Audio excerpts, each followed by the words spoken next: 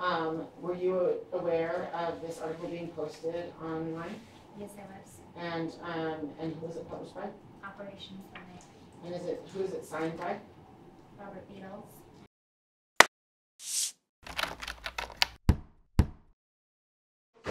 For the law clerks coming through the well, it's just the fastest way to get them back to their seats. Go ahead and have a seat. All right. Picking up where we left off. Go ahead. Ms. Is there some thing that I'm not aware of? No. Okay. No. We had just moved to admit. Okay. So again, where we left off with Ms. on the stand, Ms. Freddie Cooper. So the last. And you had moved to admit, Mr. King was indicating he wanted a little bit more time. So Mr. King? Yes, this is the exhibits 7 through 19. I do not object. Okay.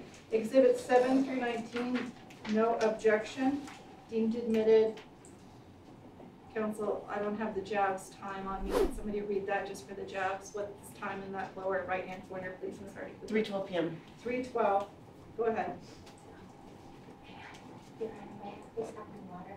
Oh, absolutely. I'm sorry, there's water here. There should be water there. If there is. isn't, we'll get you some more water. Just let us know when you need it. May I have one? Thank you.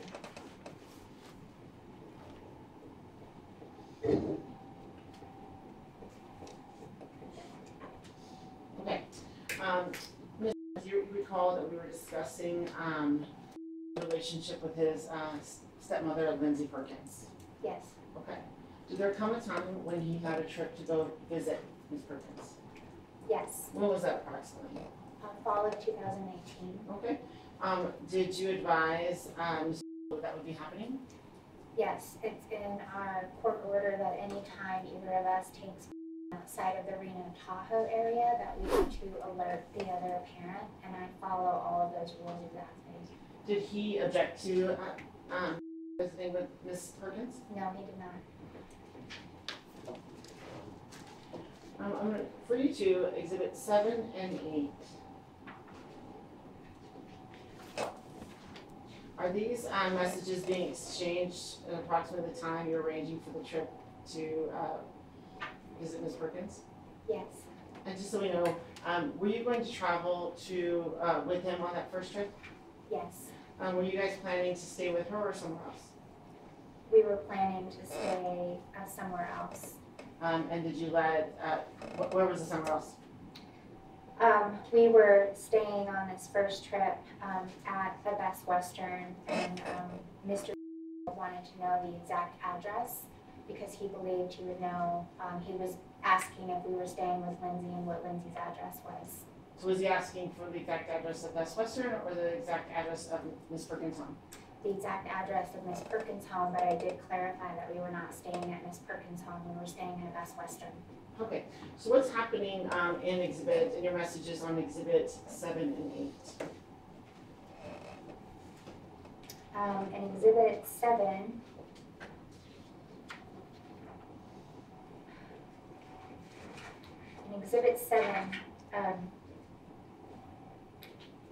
these are examples of the kind of like shotgun messages that Mr. sends when he is enraged or he's angry, and he sends out multiple messages from the same subject line but not in a sequential order. So all of these messages in Exhibit 7, they're all the same subject line, they're all the same conversation, but they're not like a typical message where someone asks a question and then you wait and you get an answer and then you get a response from there. He sent multiple messages after each other. But in Exhibit 7, this is him taking back our family wizard custody trade that we had and then saying that he no longer wanted to honor the trade because he was upset. So the trade was, if I'm correct, on page 2 starts off with confirming the trades that you could take into a football game with the family? That's correct. And then he responded with the open offer which is on page 1. And he said, would you like to have starting after his soccer game that Saturday and keep him for the weekend? Then I would just pick him up on Monday after school. And that was something he offered above and beyond what I was even asking for. Okay, and then the response above that, so what the message that you're referring to is September 12, 2019, and then you respond on September 13, 2019, confirming it? Yes, that's correct. But then in October, he changed his mind about the trade and he tried to rescind it as things were getting more tense about his upcoming visit with Ms. Perkins. How did that visit go? It went very well.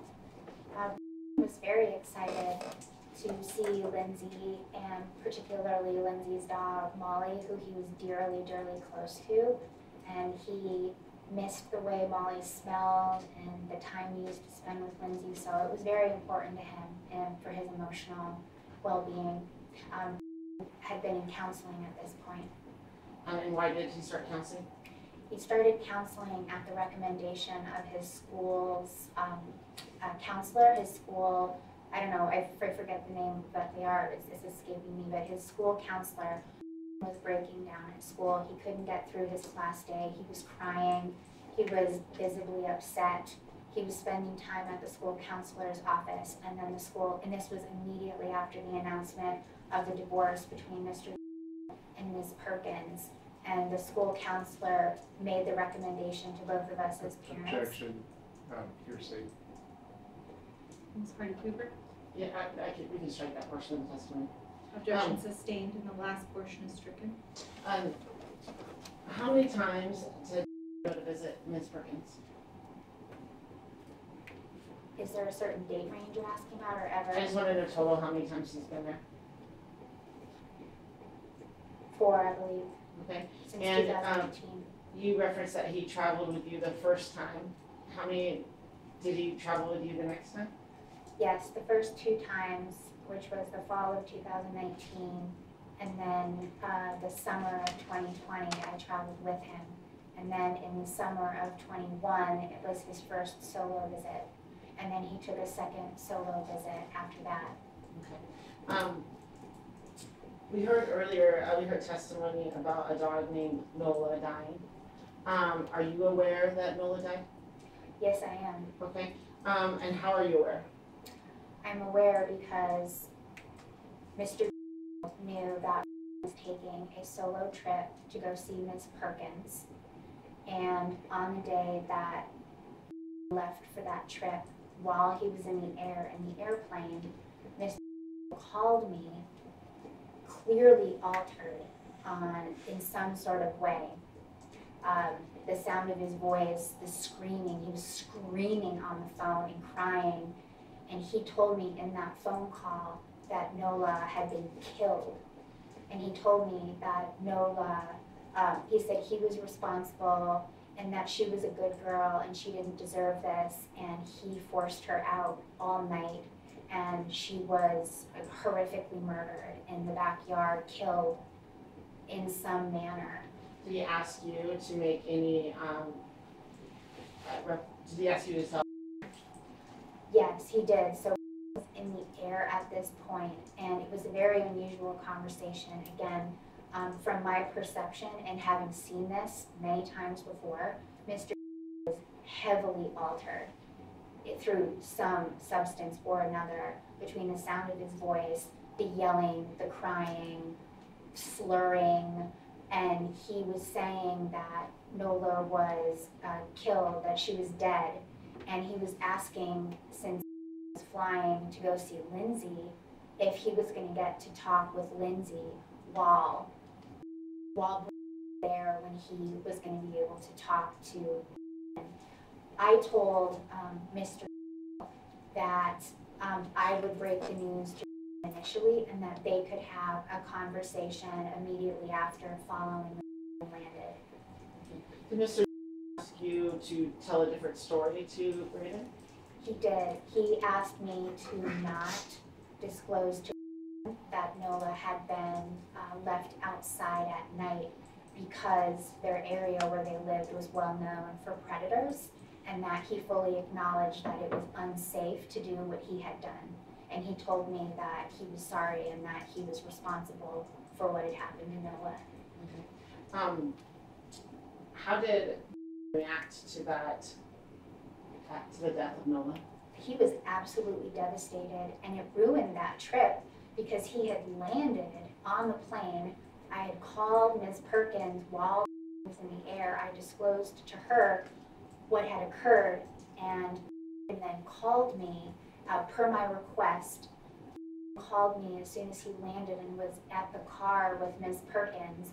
I am the one who initially gave the news about his dog having been killed, and then at that point I reached out to, and then they initiated the phone call together. Okay. Did another dog die in Mr. care? Yes, Emmy. And so what happened with Emmy? Just a few months later, I was on the phone with him while we were driving up McCarran going towards elementary school. And so we were chatting on the phone, and during that conversation, I was very anxious and scared in that call about Emmy falling out of the car, because based on what I was hearing in the conversation and what he was telling me, and what I was hearing occurred in the conversation happening between Mr. and I was increasingly worried about the dog falling out of the car because the car window was down and Emmy had her head out, but she was a very small puppy, like she was a small dog, and continually kept warning that the window needed to be put up, that Emmy was in danger, and that was multiple times in that conversation. What was Mr. saying? Could you hear Mr. background? Yes, I could hear him. He was saying, just stop telling me what to do. Everything is fine. I don't want to hear about it from you. And so then after Emmy either jumped or fell out of the car, what happened?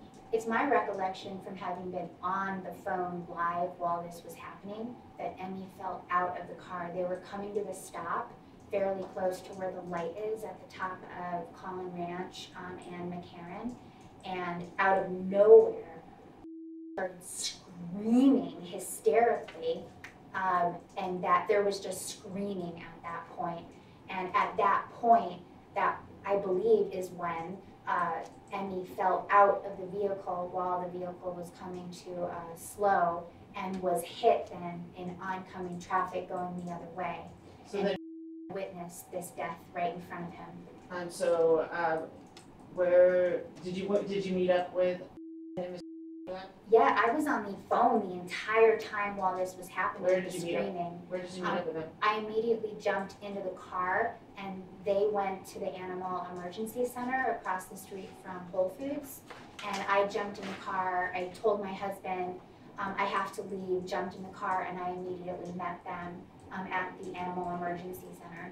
How was, did she pass right away? That's my understanding, yes. She was dead by the time they were there. How did you see when you arrived? Absolutely terrified. He was completely devastated. He was crying. He was sobbing, heaving, and deeply, deeply fearful. How did Mr. at the animal hospital? Mr. also in a very shocked state. He had blood all over the t-shirt that he was wearing. He was also crying. It became very, very bizarre in that moment. He was incredibly fearful of his father in that moment, and then he was also crying and completely bereft.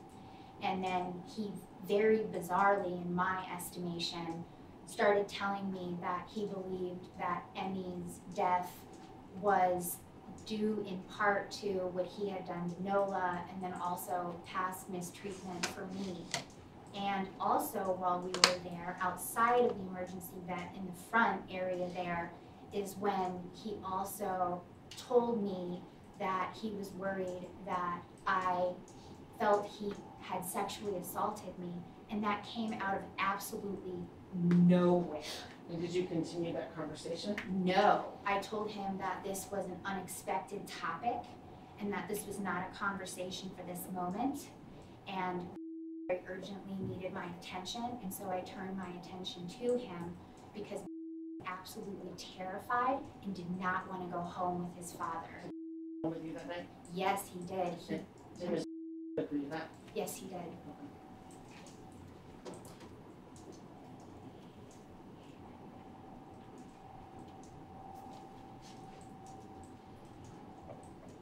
Okay, switching gears a bit, does Mr. stay? Not for a number of years now. Approximately when did he stop? Mr.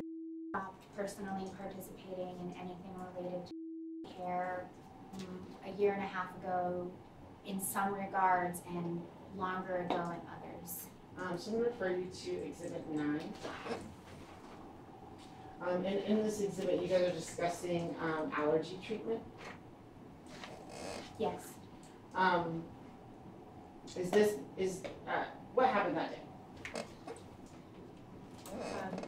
In this case, this was immunology, which also takes place at the allergy doctor, so it's an allergist and it's an immunologist. Needed to be seen for immunology reasons, and we were getting him booked for the first available opportunity to see him. Okay. And then that happened to fall on Mr. Yes, it did. And so what was his reaction to having to participate with taking the appointment? He was very angry about having that appointment scheduled during his time, and he told me to no longer schedule it during that time. Okay, and then so did you listen to that? Yes, I stopped scheduling things on his time whenever it could possibly be avoided. And then were there times when you did have to schedule this time? Yes, I did. And how did you go about that? A more recent example, which is the last appointment that was ever even attempted or expected to go to an appointment, was for orthodontic care, and that was about a year and a half ago. And the orthodontist needed to see very specifically during a certain amount of time in his treatment plan. And so I had messaged about the date. Mr. confirmed that he could take him on this date. I followed up with a reminder. I put the event in the Our Family Wizard calendar. I set a reminder. I did absolutely everything that I possibly could. And then when the day of the appointment came, Mr.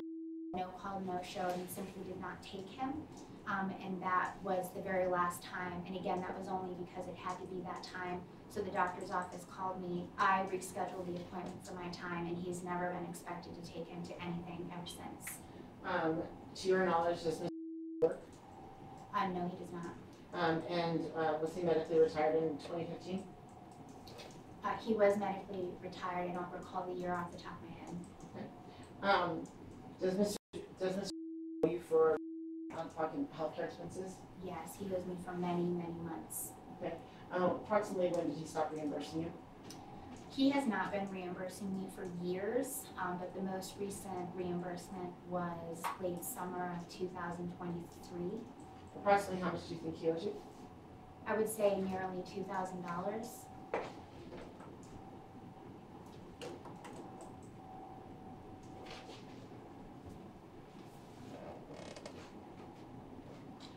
In Exhibit 11, if you turn that is regarding orthodontics care.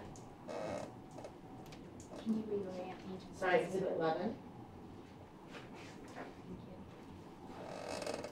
you. Yes. Okay. So is this looks like it's before the situation you just talked about where he didn't show up. What's happening in this exhibit? That's correct. What this is an example of is this is an example of me assuming all responsibility for all of the medical care in addition to all the other responsibilities for him.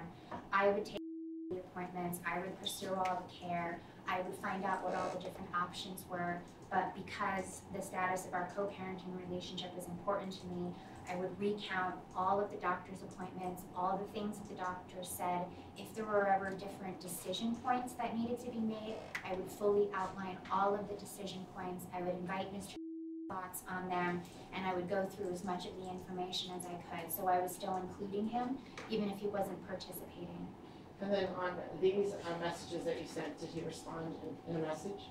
Yes, he Can I have a did. reference to exhibit? I think it's Exhibit 11. Still exhibit Still 11. what? So did he respond to these messages? Yes, he did. Okay, how did he respond? He was angry. He had seen a commercial for an unknown commercial on an unknown day at a different price for braces. And he was angry that this amount didn't match an unknown commercial he had seen. And he was angry with it. But were you guys able to eventually resolve that issue? We did, and because I am always trying to de-escalate the conflict between Mr. and myself, and also the fact that Mr. not paying me for any of the medical needs for a good period of time, I made arrangements in agreement with Mr. For us to each take half of the costs. I paid my cost up front, and then Mr. was able to have a payment plan directly with the orthodontist office. I'm skipping forward to Exhibit 14. It looks in this exhibit that you guys are discussing allergy appointments. Can you tell us about this issue? Yes, again, this is another example of me taking all responsibility for medical care, providing overviews of what had happened at all these appointments, and then outlining all the different options available to us. Before we move on from healthcare stuff, have you ever provided consent for Mr. to take his therapist? Absolutely. No, I'm sorry, not Mr. therapist. No, I have not.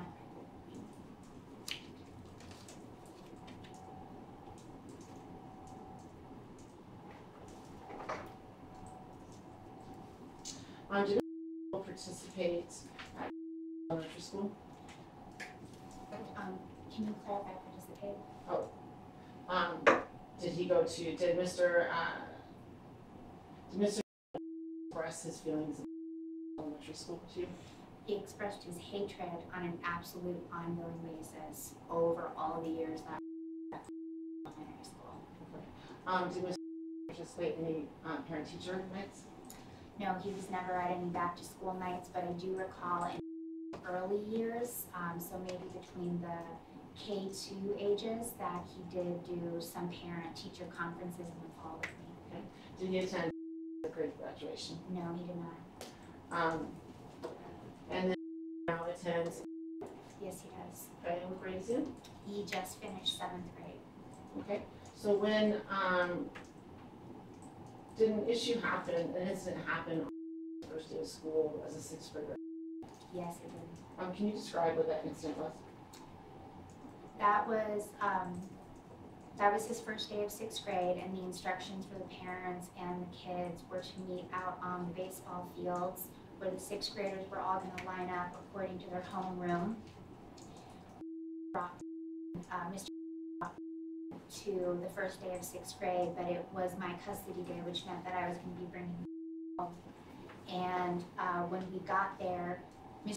expected to have a printout of his class schedule, and I was with them. So to give an idea of proximity, the 3 of us were standing together in a group, so this was not overheard at a distance. This was me directly with them. I was giving him a hug, I was taking pictures for the first day of school, and Mr. started yelling. He just snapped. He started yelling at me. He didn't have the printout of his class schedule. He was yelling at him loudly, using his angry voice, and he was telling him, "You're doing this. You're going to cause this issue with your mother. Now your mother's going to come after me, and you're the one causing these issues. This is all you because you wouldn't listen to me. And here you are on your first day of school disrespecting me when I told you to do this. And now she's here and she's going to come after me." And he kept reiterating that I was going to take some sort of action. I had absolutely no idea what he was talking about. He was trying to de-escalate with his father and kept reassuring his father that he knew from orientation, which Mr. did not attend the week before because there was a back to school before the start of school, that he had been informed that those class schedules are provided to each of the students in homeroom on their first day, and that he didn't need it. And parents were looking at us, people were stepping away from us, we were getting the glances, and it was hugely fearful, and he started crying. He just started quietly. He wasn't loudly heaving, but the tears were just coming down from his face while his dad was berating him in front of hundreds of people out on the Swope baseball field. And then how did interaction with you and end that day? Well, I tried to also de-escalate the situation. I immediately reassured both of them that I was not upset. I wasn't even familiar with what this issue was. I reiterated that since I was the parent that came to the orientation night, although all parents were invited, I agreed that I was correct in saying that he was going to get a copy of his schedule when he went to homeroom that day. I reassured both of them that I was not upset. I had no idea why I was even being referenced in this way. Everything's okay. Let's just relax. This is the first day of school. Okay, time to go. And then I gave him a hug, and then he lined up according to his homeroom group. Okay. And so during this time, I apologize if I didn't hear this earlier, but was this time where it was Dad's time being transferred to your time? Yes, it is. And then did you guys have a typical procedure while in elementary school as to the exchange of his items? Yes, Mr. would leave the items on my doorstep, or they would be packed in a backpack and come home with him that day. How far away did Mr. live from your house? Mr. Correct. I live in the Collin Ranch area, and he lives in deep South Reno. Okay. And so was the drop off nearby your Yes, house? it was. And then is this nearby your house? That is correct. Okay. So after you got in line, what happened next? So after in line, Mr. looked at me and said that he did not send items with him in his backpack, and he wanted me to come alone with him to his car. And how did that make you feel? I said, absolutely not. I did not want to be alone with him. After watching him yell and scream and invoke things that I wasn't even going to do, I felt very unsafe. I felt very scared. And earlier that month, there had also been an incident at the Moana soccer field parking lot where he did the exact same thing. Dropped off for soccer. Mr. kept the items and said, I need you to come and get them from my car, and withheld them while he yelled at me and terrified me in that conversation. And after what I had just watched happen on the baseball fields, there was no way I was going to go with him to his car and be alone with him.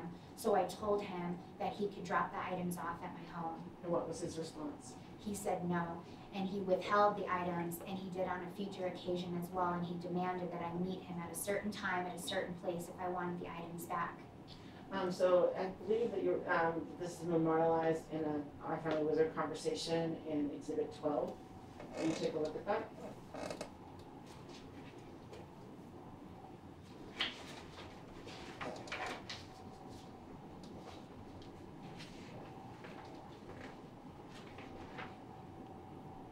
Can you tell me if that's accurate?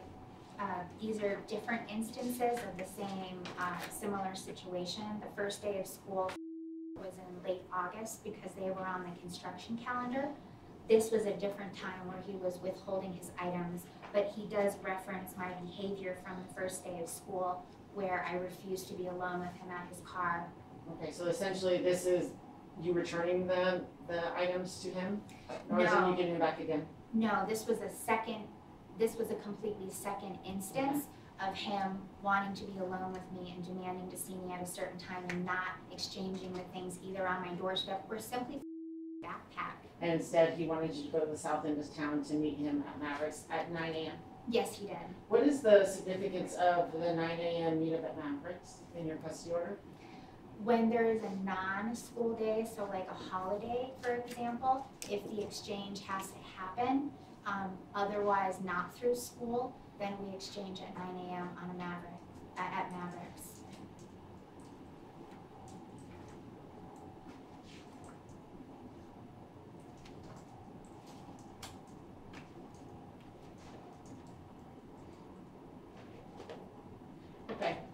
So that is,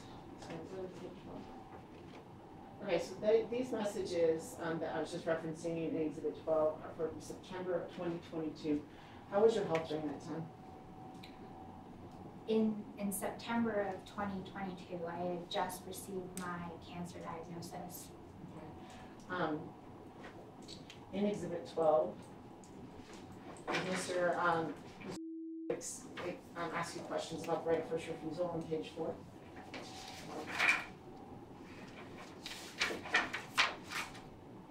Yes, he did. Okay, and then did you respond to those? Yes, I did. Did you feel like he was asking for information, not necessarily in this message, but in general during that time? Was he seeking information about your health care? Objection, Yes, lady. he was. Ms. Reedy? I wasn't asking, I didn't suggest the answer, I asked whether he was asking questions about her health care. Mr. King? How does? It's a question where she's trying to get an as an answer as opposed to testimony from the witness. Counsel, that's okay. I remind everyone, a leading question is not simply that it calls for a yes or no answer. Leading, as defined by the statute, is that the form of the question contains the answer within it. Asking whether or not this happened in order to follow up, that is not a leading question. So I'm going to rule in accordance with the statute. If you're going to make leading, then the question needs to match the statute, not just that it calls for a yes or no. So the objection as to leading is overruled. Go ahead. Was he seeking information about your health care? Yes. And how was that happening? He was asking questions about when I was going to be out of town, why I was going to be out of town, and he was reminding me about the right of first refusal, because through the right of first refusal, he was able to know where I was. As a result of that, did you ask him whether you could remove the right of first refusal? Yes, I did. And what was his response? He said absolutely not. As a result, did you file a motion on December 5th, 2022? Yes, I did. Your Honor, I'd like the court to take judicial notice of the motion, exhibit, and your order. Mr. King? Relevancy to this proceeding. I would take, under one family, one judge, there's case law that says I'm to look back to the file. But I generally look at all of the orders, not necessarily what claims were made in motions. With that narrow judicial notice taken, any further concern, Ms. Hardy-Cooper? Did Mr. Oppose the motion? No, he did not. So Your Honor, my statement would be that he did, this is an unopposed motion, in fact, Oh. accepted by the court. So it's not asking me to take judicial notice of the alleged claims that she made in the motion, just the fact that the motion was filed and that there's no opposition. Correct. So in essence, the request is not that I take judicial notice of the actual body of the motion, but the registry of the action. Mr. King, any objection? To the order, no. To the order and now to the registry of the action. Registry of the action is just on this date a motion was filed, not looking at the body of the motion. So the court will take judicial notice of not only the order, but also to the registry of the action, the date that the motion was filed, and the fact that there was allegedly no opposition. Go ahead. Thank you. Rather than file an opposition, what did he do instead? He sent me cruel and vicious messages through our family wizard. Let's go to Exhibit 13. Is this the message you're referring to? Yes, it is. Will you please read it out loud?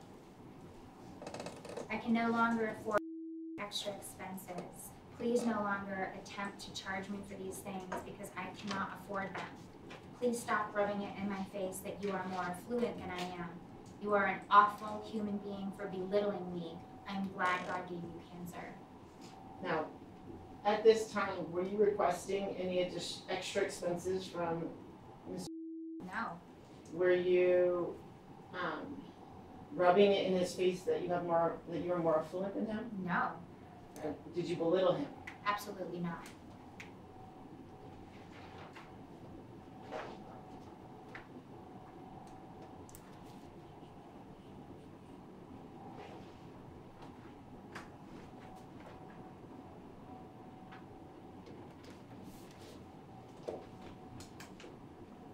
How does Mr. act for minor adjustments in pickup times? He flies off the handle and becomes completely irate. Was there a time in December 2022 when your brother was helping you with a visitation exchange? Yes, And during that visitation exchange, was he a bit late? by 2 minutes. What happened? My brother was bringing to the exchange. They had left the house with more than enough time, realized that forgotten a birthday and Christmas present for Mr. from my brother brought home. They went back down to South Reno, and that resulted in them being 2 minutes late. So I'm going to refer you back to Exhibit 6. Can you please take a look at that?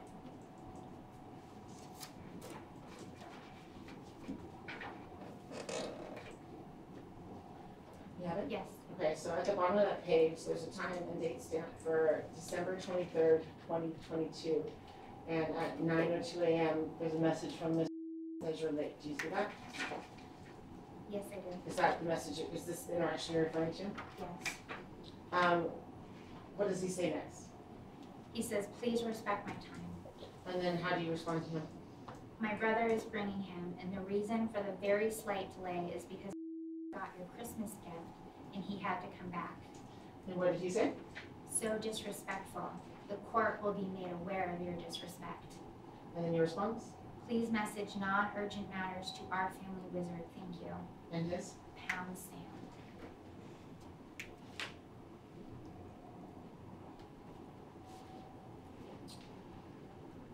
Okay, so now we're gonna fast forward to last summer.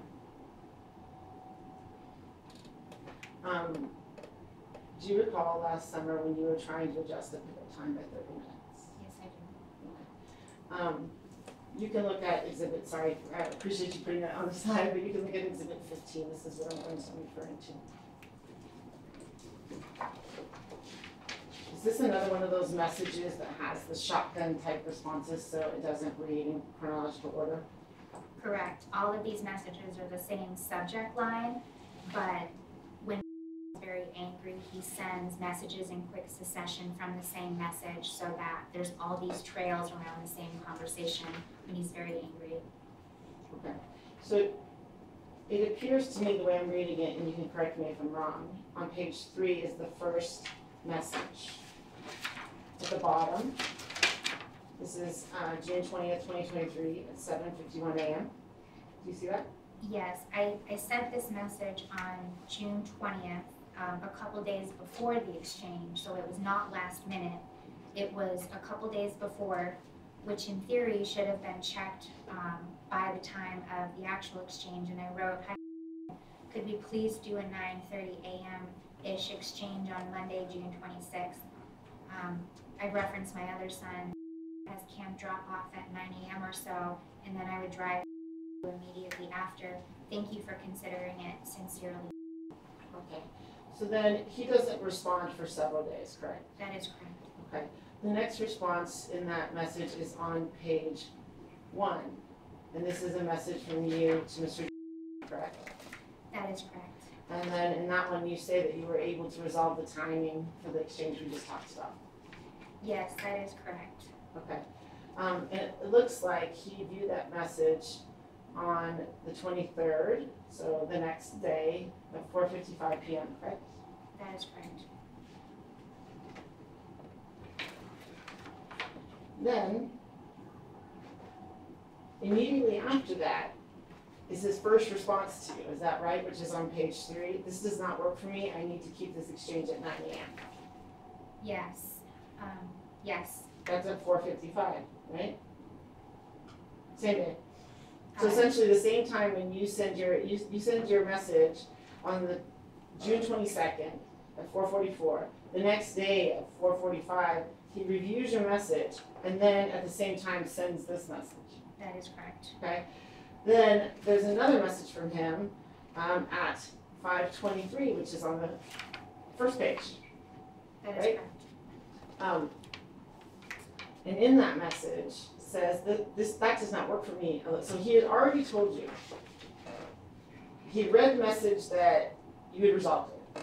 He told you this doesn't work for me, I need to keep this change, and then proceeds to send you this longer message, right? That's correct, because I wrote him that our family wizard shows you read the message I sent earlier today, which indicated I had resolved the timing conflict. Actually, it doesn't look like that. Look at the timestamps. Yeah, I am.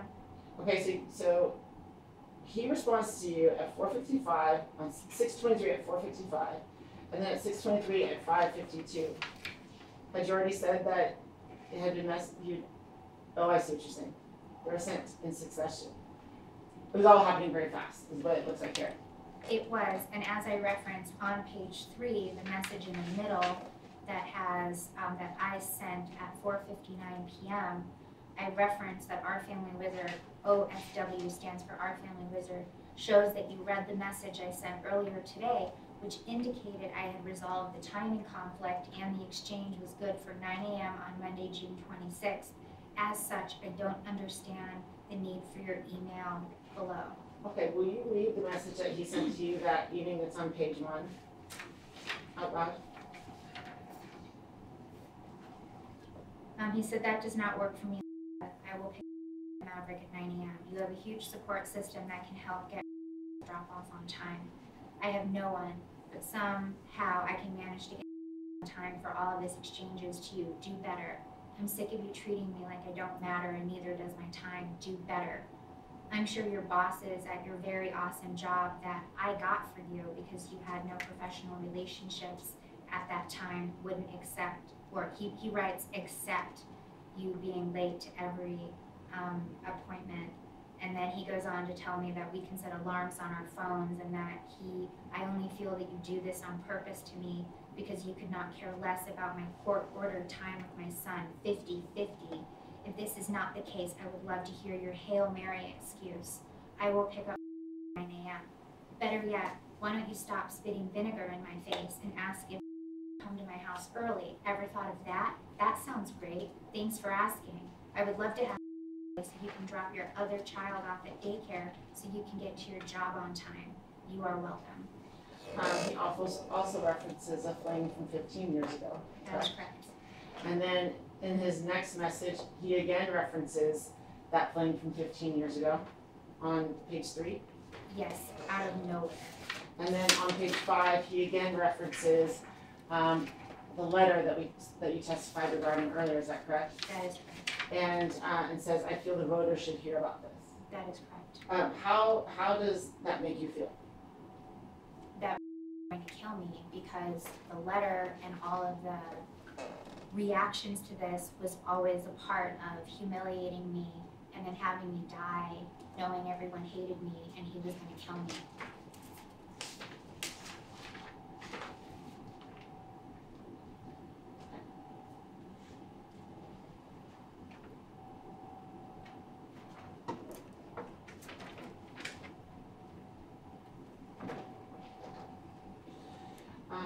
Moving to Exhibit 17.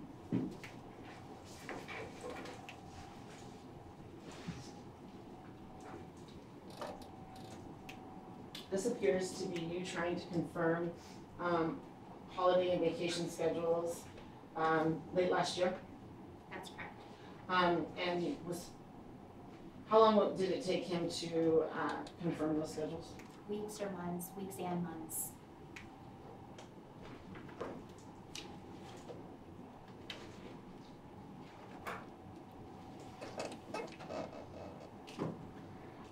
Moving to page 19. I'm sorry, exhibit 19. This is dated May 23rd, 2024. Yes. At this point, in your temporary sole custody, is that correct? That is correct. Despite that, had a health injury, is that correct? That's correct. What happened? He and a classmate collided during PE and he sustained damage to his knee. Okay. And then did you provide Mr. information regarding the care of that injury? Yes, at every step of the way. Okay. And then looking at Exhibit 19, you sent this message on May 23rd, 2024, correct? That is correct. And then did Mr. review that? No, and even to this date, he has not reviewed many of his messages about Do you know whether he has reviewed this message regarding Braden's death? I checked this as recently as 2 days ago, and no, he had not checked any of these messages. And was this message related to the results from his MRI? That is correct.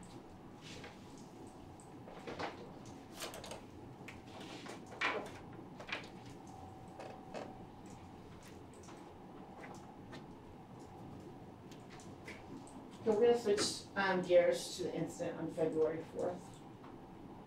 What happened that day? It was a very snowy day. It was a huge snowstorm that day, and it was a lazy day. We were wearing our pajamas all day and just kind of chilling out, and the boys were playing in the house. And then later into the mid to later evening, came upstairs and was absolutely terrified. Why was he terrified? He was absolutely terrified because of 2 conversations that he had had with his father. Did you happen to, was he also upset regarding text messages? Absolutely, he was terrified about his father's response regarding perceived disrespect towards him and disregard for trying to reach out to him earlier that day. Did you take a look at his texts that day? Okay. Yes, I did. What did the text say? The messages from Best evidence, Your Honor. Mr. King? Objection, best evidence. She's being asked to say what something said. So would you like materials to be offered into evidence? Is that what you're saying? Well, it seems, if it's available, it sure would make a difference. If I don't have it with me at this moment, Your Honor, but he can produce it if he has it. Otherwise, you can testify as to what it was. Mr. King? They have no objection if you wish to have the exhibit, the original, provided into evidence. How would it preclude her from being able to testify as to what she observed based on the fact that this entire case hinges on her actions upon reading it? I don't think that was a question that was asked. I believe that it is. The question that was asked is what she read. I believe that that's what we left off on, right? It is. She had just testified that she inspected the child's phone for the text messages based on the child appearing, I believe that her testimony was terrified. She was asked if she inspected. She indicated that she did inspect, and she was asked then what she observed. The objection is best evidence. If you would like best evidence, I absolutely will have the specific thread included in the evidence at your request. I will obtain a copy of it independently and get back on that tomorrow. Okay. Then we'll I won't object to that part. We'll reserve the issue and I'll address it tomorrow or Thursday morning whenever we get that exhibit. But I'll timestamp it at 3:58 on the jobs and we can come back, but it absolutely will be reserved, Mr. King. With that reservation, you're still free to testify, so go ahead. What did you read on the text? I read on the text messages that Mr. was very angry with towards, he was furious with his perceiving disrespect. He was saying, answer me, don't disrespect me, and that those text messages preceded the 2 phone conversations that they had. Okay. And then, how did respond to, I think you said that he also, did you say that he had a telephone call with his father? 2. Okay. And how did act after those? He was absolutely terrified, and he came to me and he needed protection from his father for his safety. How did it make you feel reading those text messages and seeing response? It was terrifying for me. Had come to me previously over the past couple of years asking to come home with me and showing to me that he was afraid to be with his father following incidents at a soccer game after Emmy's death, and was very fearful of punishment and consequences. And those 2 words really caught me specifically because punishment and consequences were the words that were used in the abuse that I experienced. And I was often told that I needed to be punished and there had to be consequences. I was afraid of punishment and consequences. How much time had passed between the 2 messages from Mr. I believe there was a multiple of text messages and then 2 phone calls and I believe a short period of time took place between the two Objection, phone calls. non-responsive, motion to strike. The answer is stricken, and the objection is sustained.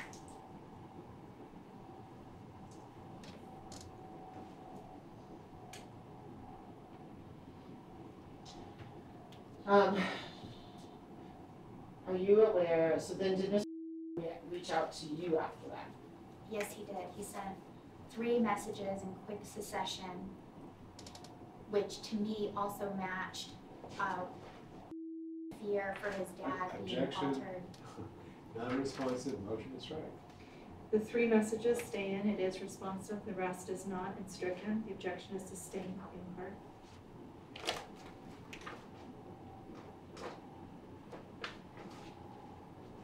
Are those messages contained in exhibits 18, 19, 18 and 19?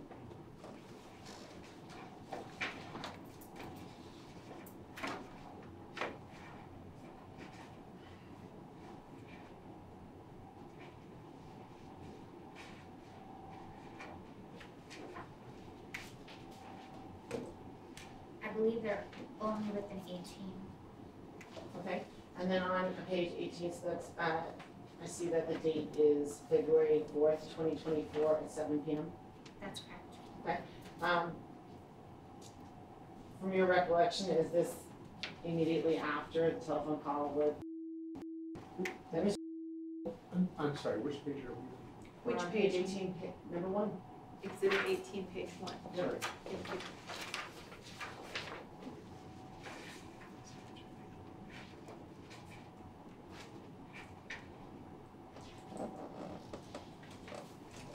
Did you see that? Yes, I did.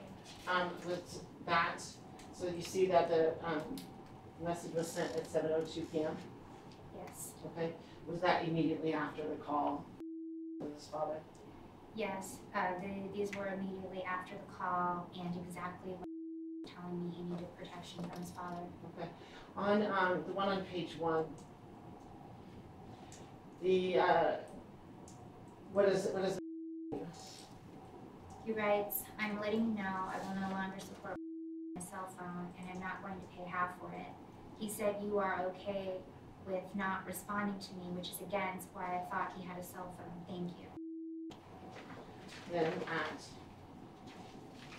on page 3, is this the next message he sent you? Correct. And then when was that sent? That was sent at 7:04 p.m. And what does he say there? "I will not be at the appointment passport. Since you don't feel to respond to me via his cell phone, I can't trust you possessing his passport." Have you already agreed to cooperate with you to obtain the passport? Yes, and we had an appointment at a mutually agreed upon time. On page 6, is that the next message that Mr. Yes. And so, what's he talking about in this one? This was a previous trail completely unrelated to the current situation, like the second one was. A friend of his mother had died of cancer and was going to go to the celebration of life in support of his friend. And responded at 7:06 p.m. "I'm not reading this nor responding to this because of other messages that were passed along to me. I don't trust you, and we can let lawyers figure this out." Do you know what he means by other messages? Absolutely not.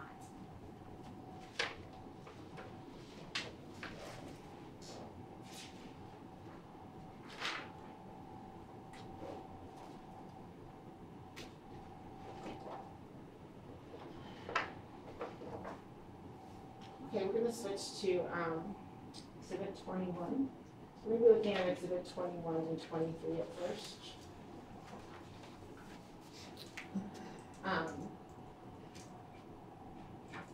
Just after testified at this court and Dr. Court issues a report, an article was published online by Mr. Robert Beatles. Is that accurate? That's accurate.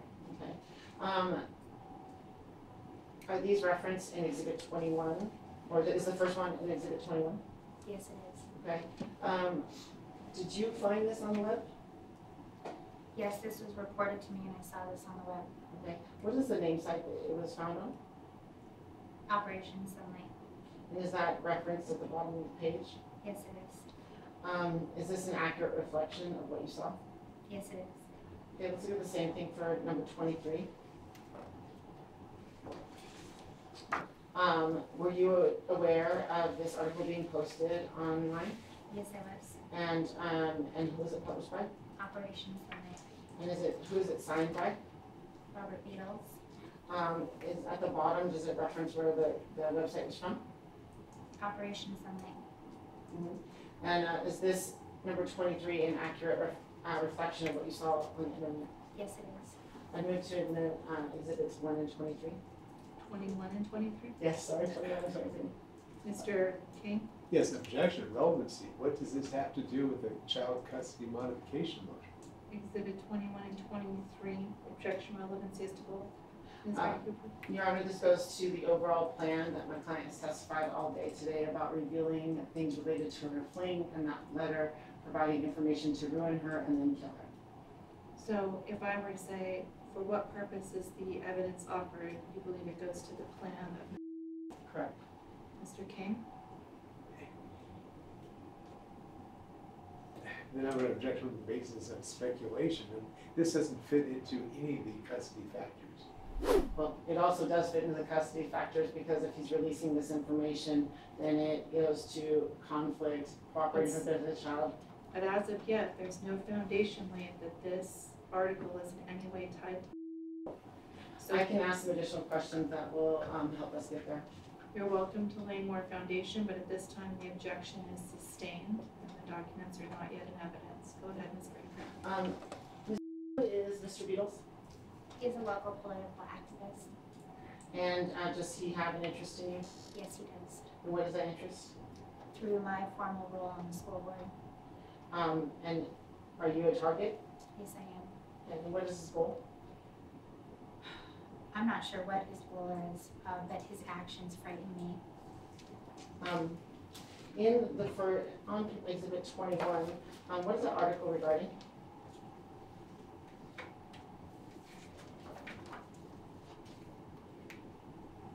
The article is regarding information around this sealed and private court case.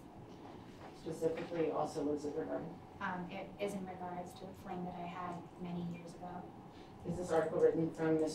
perspective? It is written from a perspective. Was the fling in any non-sealed court records? No, it's not.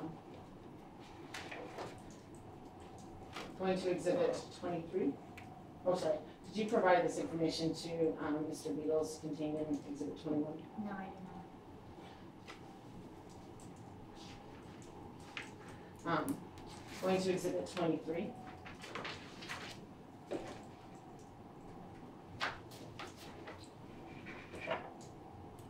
In this exhibit, is there a sealed document, is there a document sealed by this court being published? Yes, there is. And did you provide it to anyone? No, I did not. What do you think, how do you interpret this information coming out through Mr. Beatles at this time, the time it was published? My primary concern was privacy. It was very devastating because it was very important to stay absolutely private and not known to anyone in the public. And the release of the information makes good on the many years-long threat for him to humiliate me before he kills me. Was there an invitation in both for the public to attend this hearing? Yes, there is. And wasn't that Mr. Goal in opposing your request to make the hearing private? Yes, it was. Objection, speculation. I mean, She can testify as to what she believes. It may not have any causal connection to the exhibit, but she can testify as to what she believes, given the vein that it goes to. I believe that that's appropriate. Any further objection that you wish to note for the record, Mr. King? Not at this point. Then the objection is overruled. Go ahead. so now with that additional foundation, I've asked that these two exhibits be admitted. Objection, foundation, relevancy. The objection is sustained. At this point, as we all know, just so the council can follow along, if this was a text message from somebody, you would have to prove it. If the assertion is that it is offered to the court for something that Ms. did, there has to be a nexus, there has to be foundational elements laid tying it to Mr. Her testimony as to what she believes or what she thinks, that stands, but it doesn't get the exhibit in. So the objection is sustained as to both authenticity at this time and the foundation. So you're gonna worry about the part where it is a sealed document. This number 23 is a sealed document under your order. The sealed document Cannot be accessed by anyone except for the two attorneys and the parties, and That it's is- there. that is not the case under Nevada law. Counsel, and you're free to argue with me. But my understanding of the case law from Johansson, I might be mispronouncing that, I apologize. The court record is sealed. So members of the public cannot come to the court and access certain records except for the unsealed portions, the orders and the unsealed portions of this file that remain public. As someone who lived through this with a very public trial in private practice, we all know that there is not a restriction on litigants themselves giving away the documents. There is no gag order. The last time I believe that the gag order issue was trialed was in Johansson versus 8th Judicial District. I believe that that was Judge Luke's divorce trial in the 8th Judicial District. And all efforts to prohibit parties from disclosing that information, the Nevada Supreme Court said that's a too far-reaching gag order. So I believe that the order sealing this stands. There's no Nevada law striking down that particular statute. But I don't believe that that statute goes so far as to make it a crime or anything else to release the records. The last case that I know of on point was Kellogg, which is unpublished, but it was decided on a non-disclosure contract basis. If counsel knows of any other legal authority that I might be missing, please tell me now, but I still don't have the authentication and foundational elements necessary to admit the document. That is different than her testimony standing, but the actual documents themselves, I don't have sufficient basis. Any further argument? The question, I'm hearing something different than I think what I was trying to convey to you, so I'd like to be able to say it one more time. And so I'm not saying that Mr. was performing an illegal act by providing it to Mr. Beatles. That's clear. We've talked about that before in this case and about whether things are, that a party can make things public. The point is, from this, if you look at what was published, it is not in order. It is a document that is still under seal in your order and is not available to the public. Therefore, if she didn't provide it to Mr. Beatles, there's only one other person who could provide it to Mr. Beatles. So that to me is the nexus between, you can make a more likely than not determination as to whether he provided it to Mr. Beatles. Because it's not accessible in any other way. And I certainly can, and I understand the argument, likening it back to the case law on text messages. But for what purpose is the evidence offered? I hear Ms. Hardy-Cooper as an offer of proof, asserting that the evidence is offered to show that it must be Mr. who's providing the information. Not that it's illegal, but just that it must be him. I don't have the foundational information to show that it must be him. In the text message cases, it is the mere fact that someone is sending text messages after a person has died, and so therefore it must be the people who are the defendants. That hasn't been held to be sufficient evidence to properly authenticate the text messages if offered for the assertion that a particular person authored those messages.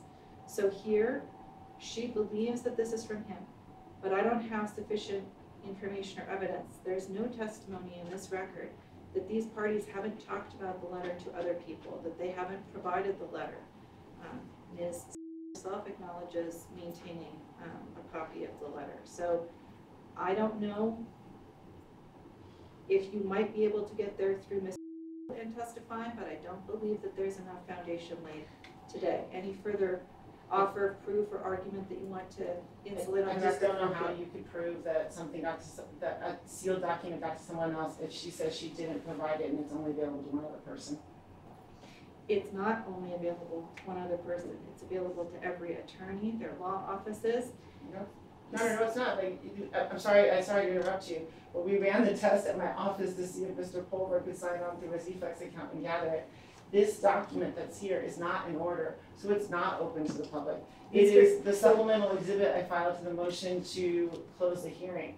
So one moment, Okay. Mr. King, it sounds like in this case, in order to ascertain and make a ruling on the evidentiary objection, I'm gonna have no choice but to look at the exhibit. Both counsel know that I need to make a disclaimer. If I can't adequately rule on an evidentiary objection without looking at the evidence, because it appears that I might be missing something, and it's hard to make rulings when I don't get to see the documents.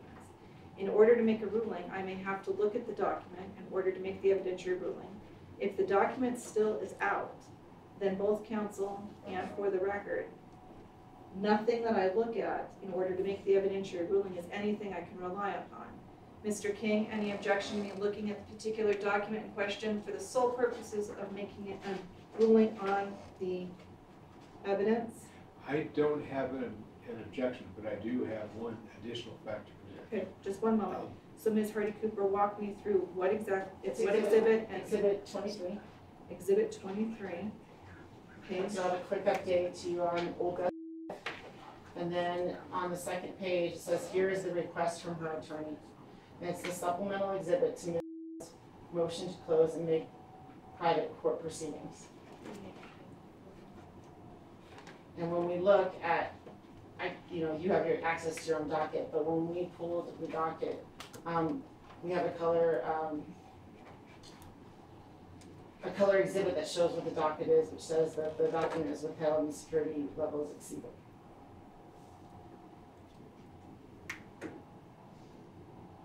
Mr. King, as to that particular page,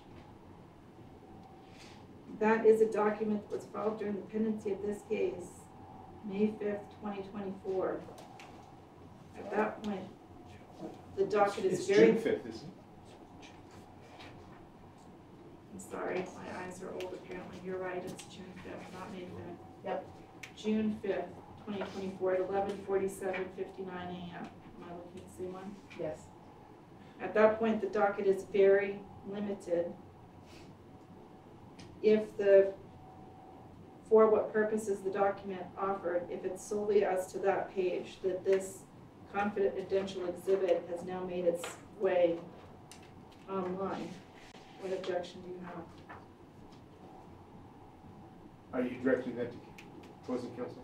No, whether or not you have an objection now that I've looked at the document. The document is not merely that there is some kind of information revealed. Ms. Hardy Cooper is correct that this now actually contains documents that would have been restricted solely to counsel and the parties in this case. It's only Mr. Ms. Hardy Cooper and Mr. King, as well as court staff. That's the only people who would have had access on the date in question. Your Honor, as an officer of the court, I can tell you two things. Number one, Ms. has seen and read the exhibit booklet. So, and of course, the exhibit booklet would contain exhibits 21 and 23. However, I can also tell you that, and I keep very careful control of this, my office never gave him a copy of this plea. So it's factually impossible that he could have given it over to newspaper. But we're still back to, for what purpose is the evidence offered? Ms. Hardy Cooper is offering it now for the purpose of, given the limited number of people in this case, it had to come from somewhere. She, her client, believes it comes from Ms. But it's solely for the purposes of showing dissemination of private material from the case. The rest of the article, so let me just, if it's narrowly interpreted that way, Ms. Hardy Cooper, then only that page would come in, correct? Not the rest of the article that might be inflammatory.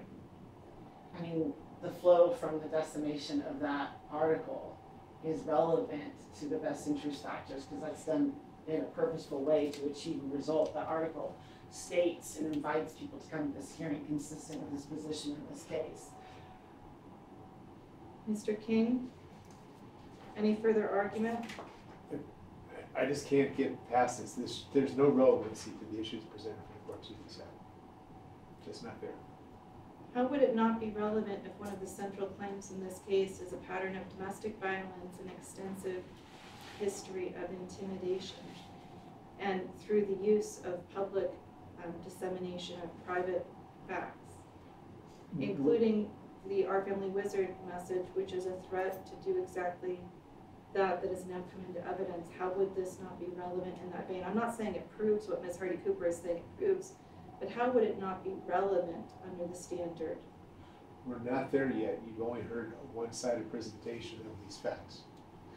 I agree with you.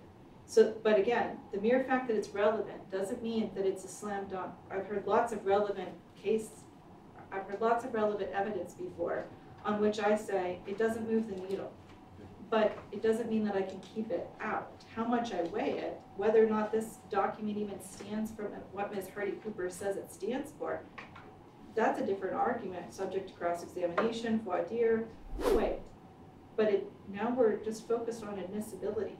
Ms. Hardy Cooper is asking for the entire document. At minimum, the assertion now is that Exhibit 23 only, not 21, but Exhibit 23 only does include a specific request that was part of a sealed record that only a handful of people, Mr. King, Ms. Hardy Cooper, the court, and the parties had access to. Is there any further objection as to relevance of that one document? No further argument, Your Honor. Okay. I'll find that page 2 is relevant. And I'll find that page 1 goes only insofar as it's been published by Operation Sunlight and the title and date of the article. But I plan on redacting everything else. I'm not going to look at allegedly inflammatory material when the only purpose for which it is offered is the dissemination of otherwise confidential material. Then I'm not looking at the rest of the article. Do you wish to lay or make an offer of proof for any objection to that very narrow allowance under Exhibit 23? I'm still standing by Exhibit 21, doesn't come out, and any other pages of 23 also. We'll make argument at closing. But you don't want any further argument now for the record? No, I said I understand. Okay. Then with that caveat, Exhibit 23, pages 1, with the arguments removed, pages 2, with the rest of the article removed, but the caveat, here's the request from her attorney. That stays, and then the copy of the document, the supplemental exhibit stays. The rest of the pages are out in Exhibit 21. The objection as to foundation and authenticity remains, and that objection remains sustained. Go ahead.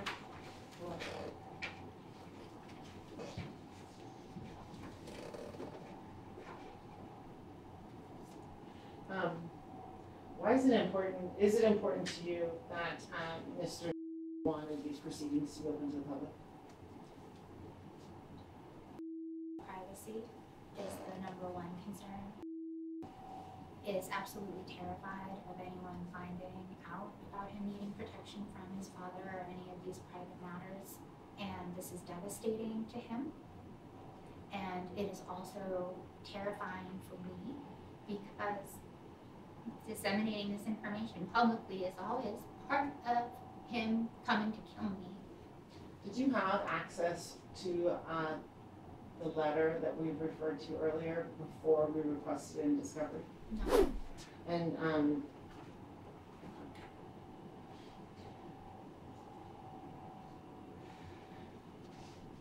you entered into an agreement with Mr. at your divorce in 2011, where you agreed that he would have joint physical custody. Yes. It has now been 13 years, almost 13 years since you made that agreement. Why didn't you make a motion to modify custody sooner? Fear in the beginning.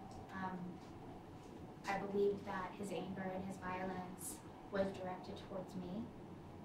Around the time of the temporary protective order that I secured, because he was getting mental health intervention and support and was on medication.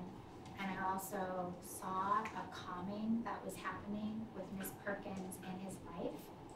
I had the belief and the hope that we would be able to move forward for the sake of our son.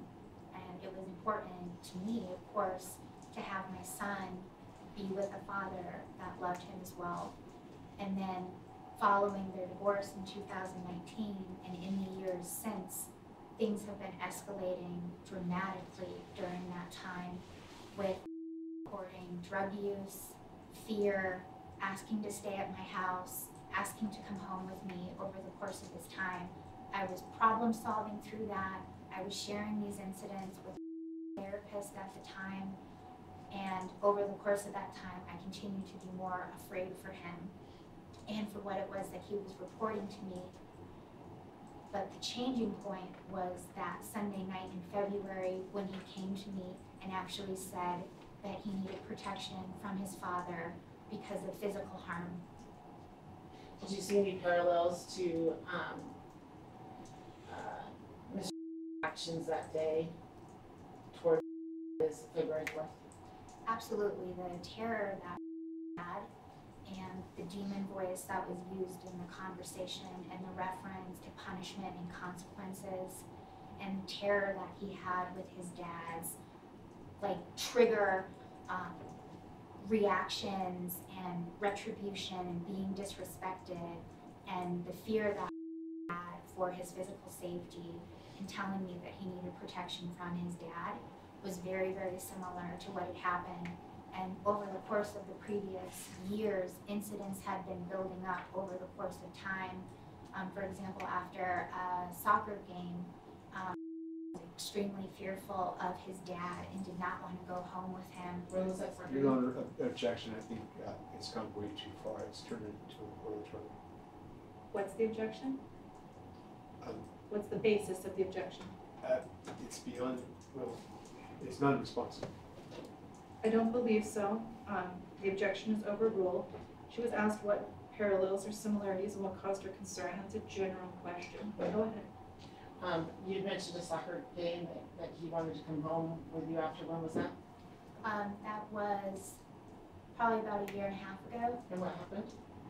He scored a goal in a soccer game and he showboated after the goal, following, which, you know, didn't really strike me as anything. Of course, we encourage good sportsmanship, of course, but by and large, I didn't personally view this as something that needed strict punishment for. Following the match, I watched an exchange between Mr. Immediately after that exchange, he came over to me very quickly and said that he needed protection from his dad and he didn't want to go home with his dad. Did you ask his dad to be able to come, for him to come home with you? No, actually, because I told him I didn't expect that. At the time, he was very fearful and didn't want to go home with his dad, and he said that he was going to be punished and he was in trouble. And I told him that I didn't anticipate that. So what happened next? So what did you do instead? So what he did is he immediately went to a teammate's family and made arrangements to go have lunch with them, with Mr. to go have lunch with them, and then ultimately to sleep over at the friend's house. Considering that everything has happened, what are you seeking with respect to a final order in this case? I'm seeking drug and alcohol testing for Mr. On the basis of conversations that I've had with him and speakerphone conversations that I've had with Mr. together, where Mr. was clearly, in my interpretation, under the influence with on the phone with me that I observed personally. What else? I'm looking for primary custody. Okay, and anything else? I'm looking What kind of a for, visitation schedule do you think is appropriate at this time? I believe that the visits in the meantime need to stay supervised. I believe he needs more therapeutic support. He wants to live at my house, and maybe we would be able. Objection, hearsay, motion to strike. Sustained, stricken. Do you agree with the recommendations made by Dr. Court as to the therapeutic visits? Yes, I do. Okay. And then are you seeking any child support from? No, I'm not. No further questions. Mr. King, Cross. 4:30.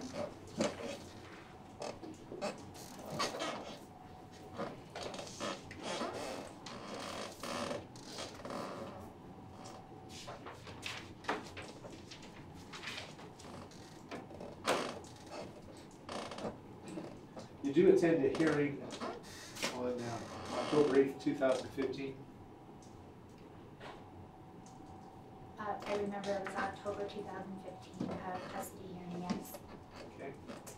And prior to the court issuing an order, already staying week on, week off at the two parents' houses, was he not? No, not with regularity. Our custody arrangement was 3 days on, 3 days off, and we had experimented with that structure, and we were looking to formalize it. Didn't the order specifically say that even before the order came out, that the parties now share a week on, week off schedule for break? That was part of the experimentation of it, but it wasn't happening with absolute regularity. But it doesn't say absent regularity. Does it? Objection. What's the basis? Foundation, relevance of what the order said. Her testing of her knowledge of the order. Just point me to what the objections would be. I understand that there's a concern about the foundation. It's relevant, objection relevance. The objection relevance is overruled. It goes directly to the last custody order on call. Mr. King, anything further? The court awarded week on, week off visitation in the order filed October 23rd, 2015, did it not? Yes. And you had week on, week off visitation in 2015. Is that a Yes. question? Is that true? Yes. Okay, and 16, Yes. 17, Yes. 18, 19, Yes. 20, and 21, Yes. and 22, Yes. and 23. Yes. Your motion today is based on, well, a number of things. Exhibits 1, 2, 3, 4, and 5 are exhibits involving messages that are all in the neighborhood of 12 to 14 years old, are they not? Yes. They begin that far away, yes. Well, if you look at just exhibits 1, 2, 3, 4, and 5, there's none of them that are more recent than June 11th, 2012. Objection, misstates evidence. Sustained.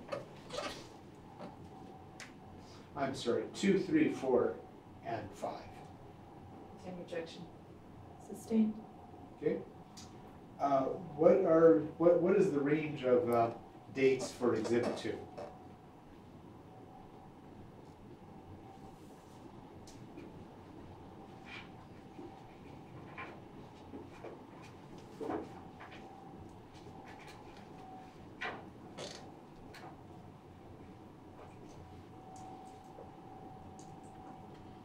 May 3rd, 2010, although there's some texts above it that I don't see as. That's not my question, ma'am. She's attempting to answer, Mr. King. Do you wish her to look at the documents and tell you which dates they span from? I'm asking for dates with no editorial comments that aren't responsive. And Mr. King, I will direct the witness to answer truthfully. So when she indicates that there are text messages for which there are no dates above, she gets to answer in a manner that is truthful. So to the extent that you can answer, I understand there's some text messages above that you don't know the dates to. Can you, I think what Mr. King wants is as to the dates that you can see from the text messages. Is that what you're asking, Mr. King? Yes. As to those dates that clearly have a date on them, can you tell me under Exhibit 2 what the date range is, please, ma'am? May 3rd, 2010. Through when?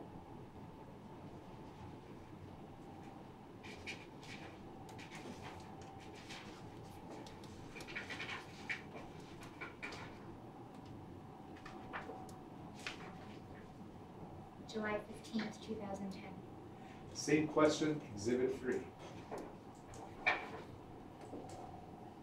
The first date stamp I see is September 25th, 2010.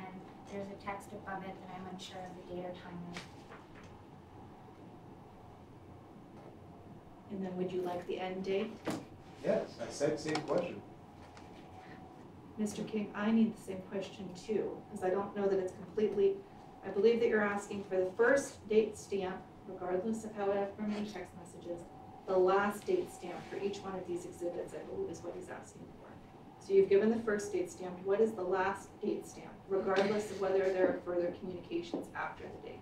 December 21st, 2010. Okay. Now with the same instructions, moving to Exhibit 4, and then I believe that Mr. King wanted 5. First date stamp in that exhibit, last date stamp, regardless of other communications before or after, please. February 18th, 2012.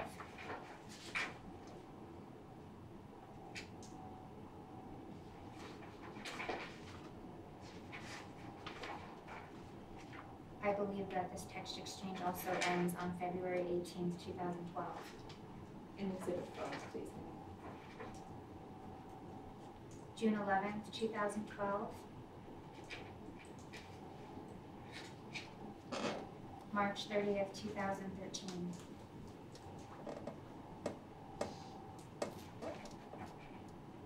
Has Lindsay Perkins ever been to your home? Yes, How many times? 3. Has she stayed over at your home? Yes. When?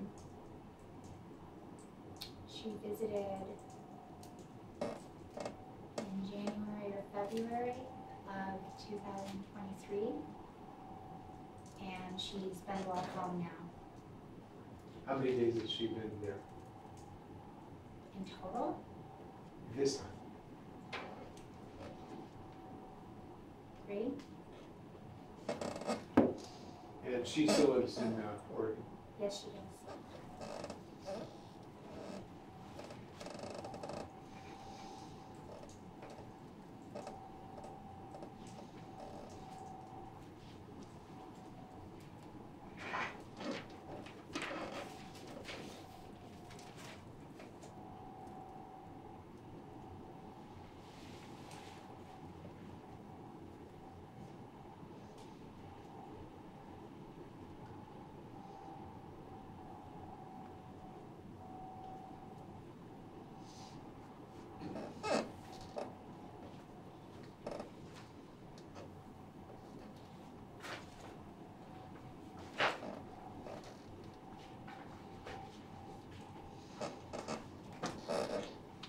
Was the letter you prepared that we talked about earlier today truthful?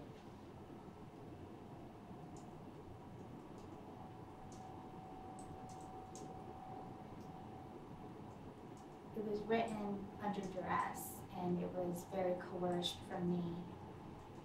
And no, I don't actually believe that I was responsible for all the things that I was stating in it. It was written as it was instructed to me to take full responsibility, and only my responsibility, with a gun to my head. Okay. Well, what was truthful and what was not? Not an objection, this is testimony related to the closed portion. Mr. King? How was all of that was addressed during the closed session? How would we go back to it yet again? Your Honor, the letter's not even dated. We don't even know when it was written. How does that mean that I redo another closed session? Ms. Hardy Cooper's assertion is that this was asked and answered as part of my order closing. I said that she would testify as to those very specific details in a closed session. We did direct, cross, and redirect as to all of that period of time. How would you then be able to ask it again during the open session? All right, I'll cover it in another way. Okay. Then the objection is sustained for the Do you live in a 3-story house? No. Is it a 3-level house? No. Does it have a basement?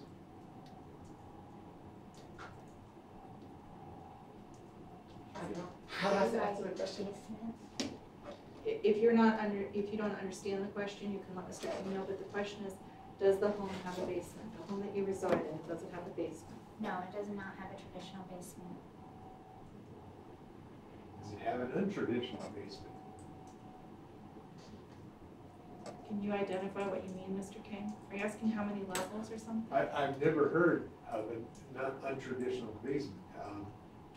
So I don't understand Question the is answer. I'm trying to get information. Well, I have no idea what the witness may answer, but where I'm from is very different than when I moved to Nevada, and what we have as basements here versus what we had as wouldn't have been described as a basement where I'm from. Perhaps you can ask a question specifically targeted to whatever it is that you want the witness to answer. She doesn't think she has what's called a traditional basement.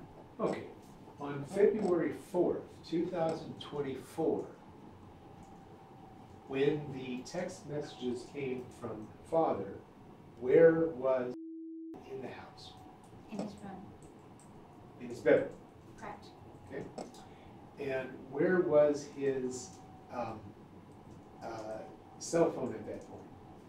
Upstairs, Okay. On the second floor. no, it was upstairs on the main level, the first floor of the house. Okay. So how many levels do we have in this house? 2. Okay. So do I understand that Mr. sent some messages that received? Yes, Okay. And he received some texts that he didn't receive because the cell phone is on a different floor. that is correct. And isn't it fair to say that typically, as like most kids, they're attached to their cell phone? Yes,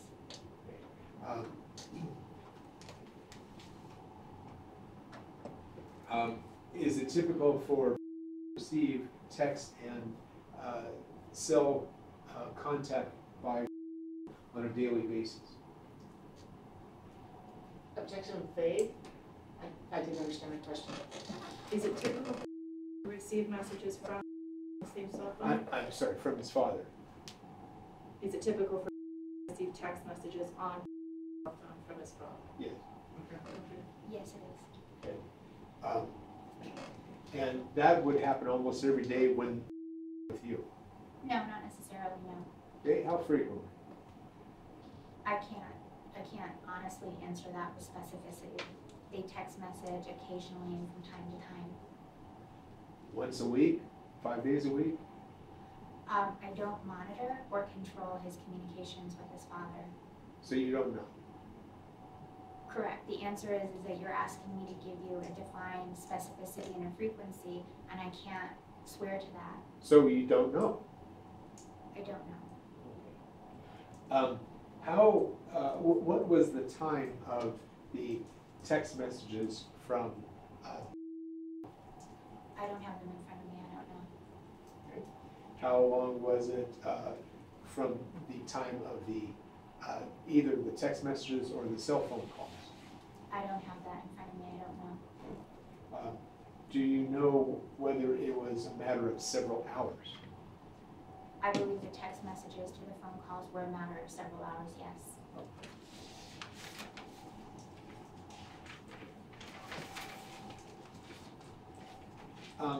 You're a public official, are you not? Yes. And you give lots of speeches all the time. Maybe not lots, but I do give speeches. Okay. And how long have you been a public official? July will be 3 years. And it's very important to you to keep this proceeding secret.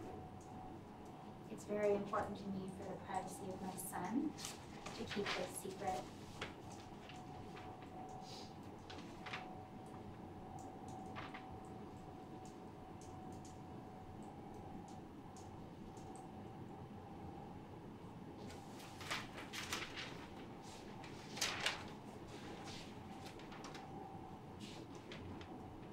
May I restate that? Your attorney will have, correct. Do you believe that the answer that you just gave was truthful? Yes, but I used a word that I would define differently. Mr. King, do you wish her to clarify or no?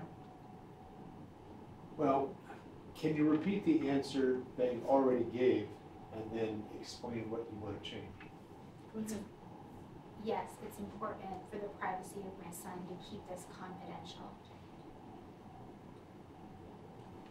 You gave me both versions?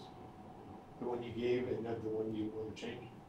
I said that, Yes, if I'm understanding your instruction is to say both, my first answer was it's important to the privacy of my son to keep this secret. And what I am intending to say is that it's important for the privacy of my son to keep this confidential.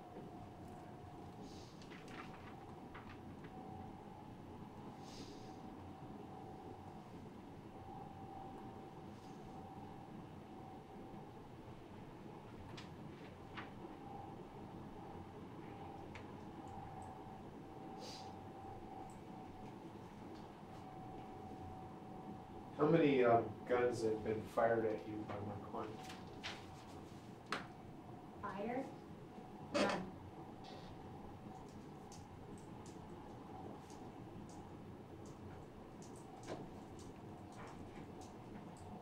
I'm sorry, I didn't get your answer. I heard her answer.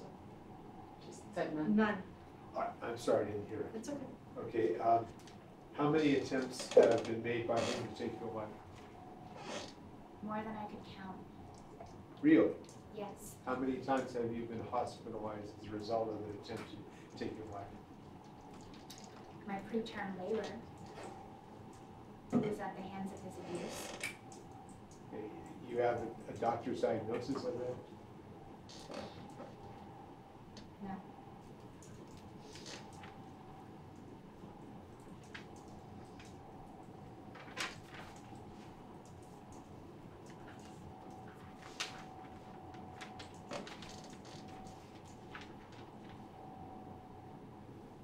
Now, you did not appeal or do anything to try to undo the 2015 order until this year. That's correct. With the exception of the change for right of first refusal. Correct, correct. And this is even with all this history that you provided us of alleged abuse during the last 2 years of your marriage. That's correct. But I was problem solving through it and I was sharing it with a therapist.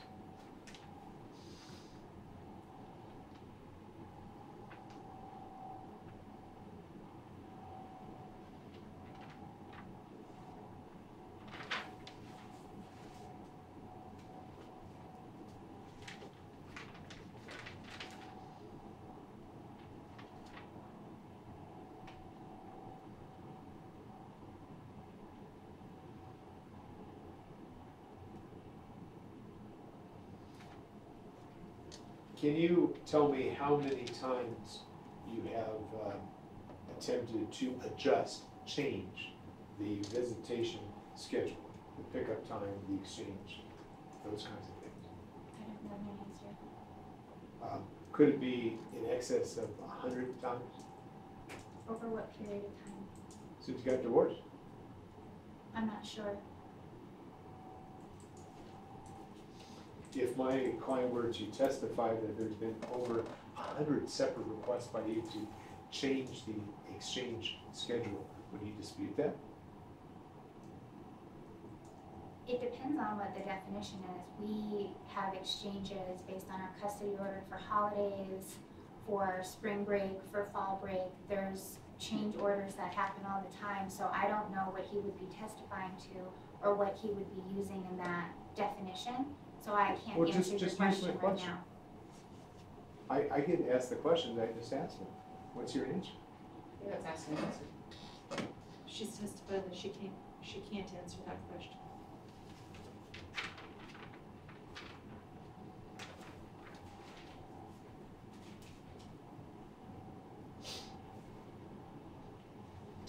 Did you know that cell phone and were two separate parts of the house on February 4th? No,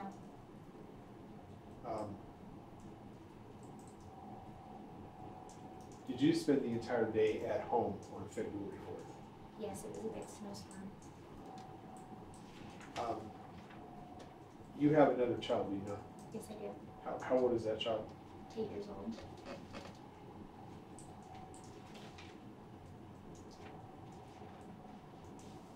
Do you monitor whether or not he has his cell phone in possession? No,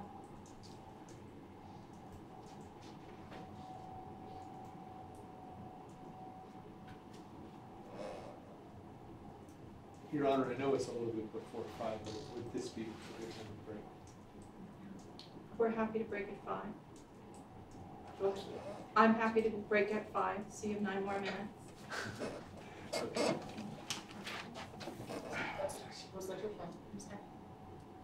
I know it's been a long day, but especially given your concern that you might not have enough time, I want to make sure that we're using everything that I've allocated. I don't have any more time to give you, so I want to use every minute that you all ask for.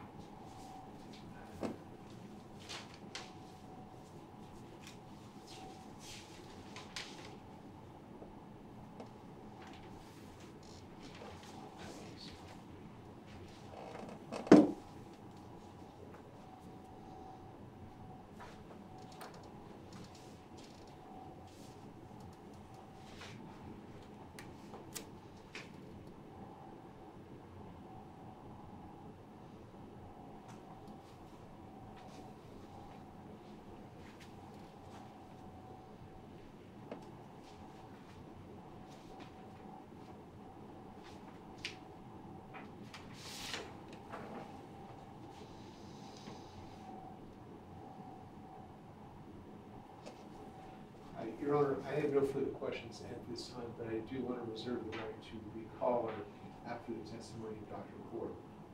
Because right now we have a report that's not in evidence, and I need the benefit of that testimony. You would be subject to the rules of recall and or rebuttal, correct? Oh, It would be with that very, very limited authorization. So the mere fact that you're reserving, simply understand that it's in accordance with the law. Both of you know me well enough that I'm going to be a stickler for the rules. So it's not just because there's a second bite at the apple. If there's a reservation, it must be in accordance with rebuttal and or recall. No, With that caveat? I would just note that she was not disclosed as a witness on his disclosure. There was no witness disclosure that was ever made. How does that affect the ability to recall a witness? Well, she's not his witness to recall. I will follow the law. You guys are now aware that it has to fit within recall and a rebuttal. And Ms. Hardy Cooper is absolutely accurate. There was no witness, so it's her witness. But to the extent that it's allowed, you guys will give me the law. It's not my job to know every possible thing that might come up. I just want to make sure that for everyone around, merely saying I reserve the right doesn't reserve the right. It's got to be done in accordance with the law. So that disclosure has been made. Any further cross this evening, Mr. King? No, no.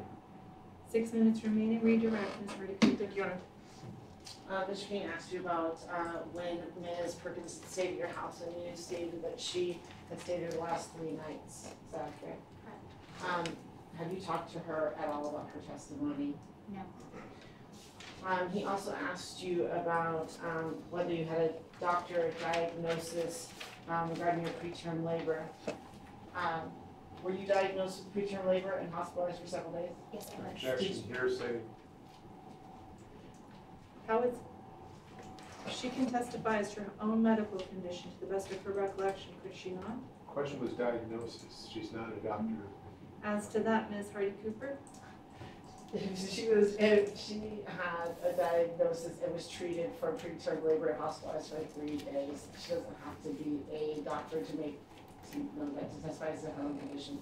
As to, it's within her own personal knowledge, in accordance with NRS Chapter 50, as to what she believes she was diagnosed with. I'm not asking for her to diagnose herself, but as to the witness's belief of her own diagnosis, the objection is overruled. Go ahead, Ms. Hardy Cooper. Ms. also testified on the cross that you didn't have any photographs of marks. Did Ms. make specific statements regarding whether he would leave marks on you? He did, and he was very Asked careful. and answered. That did come up in the closing, in the closed session, and she was very specific as to that line of testimony, Ms. Hardy Cooper. So the objection is sustained. The court remembers what was said in the closed session. And that's probably should have objected to that question about the mark. Okay, Your Honor, no further questions. All right, the witness is free to have a seat. Counsel, in that case, and I appreciate everybody giving me as much time as possible, but with the 4 minutes remaining, I don't want to start a brand new witness. So let's confirm what time we're starting tomorrow, and then, Mr. King, I will look back through, obviously, I'm not going to jeopardize your client's ability to present his case. So if we get to a place where time is of the essence, I'll give each one of you an idea as to where we're out on time. But obviously, Mr. King and his client will have ample opportunity to cross any of Ms. Hardy Cooper's witnesses. Do we start at 9, or do you still have a need to start at 9:30, Ms. Hardy Cooper, for tomorrow? No, we can start at 9. And Mr. King, 9 o'clock works for you? So counsel, when you show up tomorrow, Thursday is the only day that I've squeezed in an emergency. I have secured another courtroom, so you will not have to move all of your belongings. I'll take the other courtroom for the emergency hearing on Thursday at 1 o'clock. We will have to take a full lunch hour that day. If you believe that time is of the essence, Mr. King, let me know now, and you all can make arrangements to have lunch delivered here, and we'll take a short lunch hour tomorrow. We'll do a noon to 1. Perhaps I should take up how long the anticipated witness that the other side has disclosed on Thursday morning will take. I believe that'll be a short witness, Your Honor. So Less Dr. than an Cord hour. would be longer? Wednesday. Yeah. Oh, Wednesday. And Wednesday. then the witness on Thursday would be Very short one. very short? Like 10 minutes, 5 minutes? Well, I have no idea. I don't think it would be that short, but it'll be less than an hour. Less than an hour. Do you want a shortened lunch tomorrow, Mr. King, or the regular lunch hour? Yeah. Okay, then we'll plan on being back here at 9 a.m. So any witnesses who wish to observe, be here at 9 a.m. We're going to take a lunch hour tomorrow between noon and 1:30 in the standard time. You won't need to move anything. Counsel, if you do have exhibits or anything else that you want to leave behind tonight, that's fine, but once you exit those courtroom doors, Deputy Rivera is going to lock everything up. You will not be allowed back in here until about 5 to 10 minutes before court convenes tomorrow, but you're welcome to leave what you want to here this evening. Have a nice evening. See everybody tomorrow morning. Thank you. Thank you. All rise. Thank you. Please see yourselves out. I need to take care of some cleaning up here, okay? Okay.